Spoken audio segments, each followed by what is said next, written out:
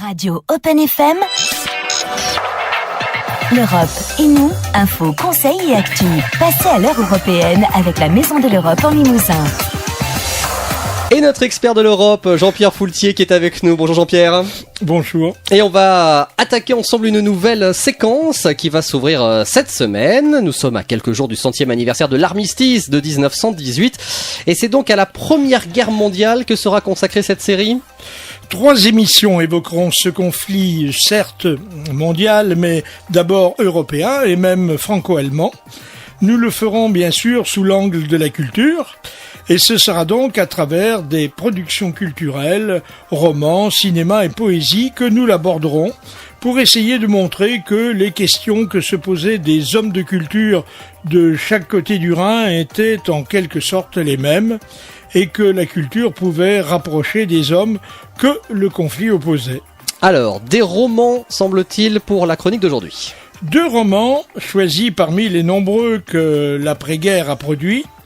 Un roman français paru 1 an seulement après la fin du conflit, Les Croix de bois, de Roland d'Orgelès d'une part, et À l'Ouest rien de nouveau, paru en 1929, sous la plume de l'écrivain allemand Erich Maria Remarque, d'autre part. Donc, 2 récits de guerre.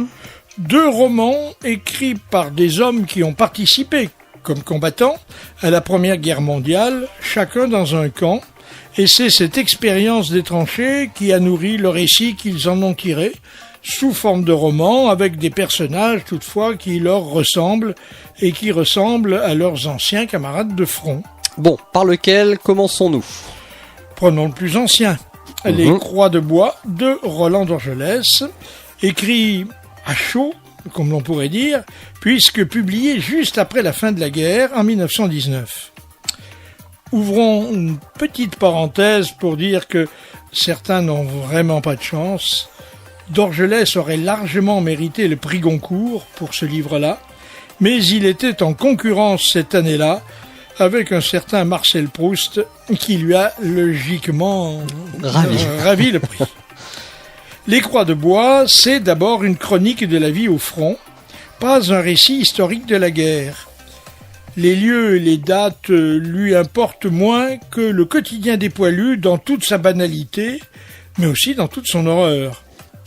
Pas non plus de haine exprimée vis-à-vis de l'ennemi germanique. D'Orgelès n'a pas de message à diffuser. On le dit pacifiste, mais il a toujours récusé le terme.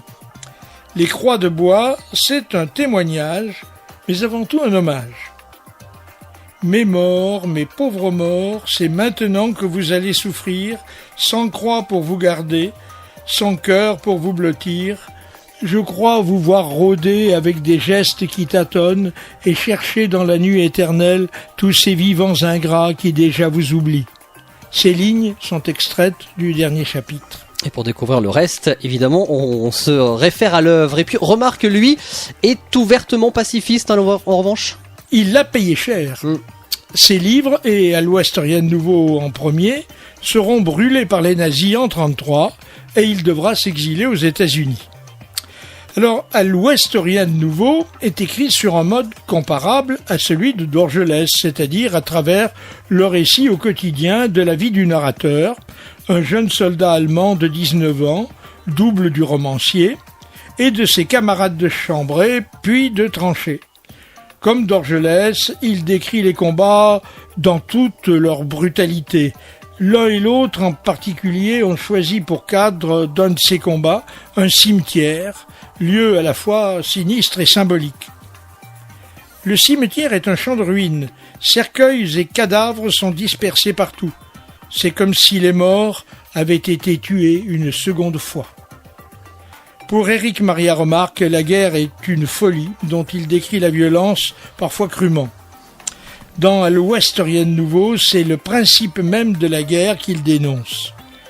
La guerre qui fait qu'un homme doit affronter et tuer d'autres hommes. Il est loin, en l'occurrence, de son compatriote Ernst Junger, qui, quelques années plus tôt, dans Orage d'acier, racontait sa guerre avec une fascination certaine. Donc on peut dire, au final, que Roland d'Orgelès et Erich Maria Remarque sont assez proches l'un de l'autre. Tout à fait. Bien qu'appartenant à des camps ennemis. Mais, rappelons-le, sans qu'il y ait, ni chez l'un ni chez l'autre, la moindre rancœur contre l'adversaire. Depuis, le rapprochement franco-allemand a fait son chemin et la célèbre image main dans la main d'Helmut Kohl et François Mitterrand à Verdun en 1984 demeure le symbole de la réconciliation des frères ennemis. Dorgelès et remarque n'y aurait probablement rien trouvé de choquant. Et donc ce sont 2 livres que vous nous conseillez de lire? Bien sûr, si ce n'est déjà fait, tant ces 2 romans appartiennent aux classiques étudiés dans les classes de collège ou de lycée. Pour ma part, j'ai lu Les Croix de bois assez tard et c'est une lecture qui m'a marqué. Ce sont 2 livres pleins de vérité et d'humanité.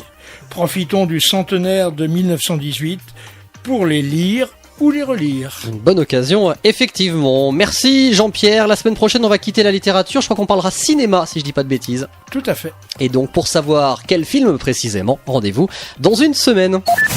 C'était l'Europe et nous, info, conseil et actu. Pour construire ensemble la communauté européenne de demain. Avec la Maison de l'Europe en Limousin, 51 avenue Georges Dumas à Limoges. 05 55 32 47 63 et sur le www.europe-limousin.eu.